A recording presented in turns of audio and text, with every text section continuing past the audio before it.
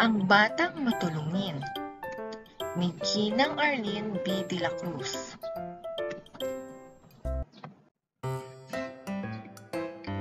Maagang pumasok si Pedro.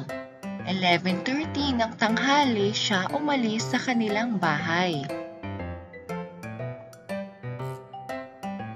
Habang naglalakad, napansin niya ang isang batang pilay na tatawid ng pedestrian lane.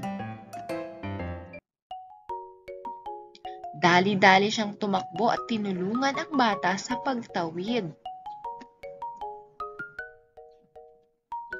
Sinigurado ni Pedro na ligtas ang batang pilay sa kalsada. Dahil dito, hindi niya namalayan ang oras. Nakarating si Pedro sa paaralan ng 12:15 ng tanghali.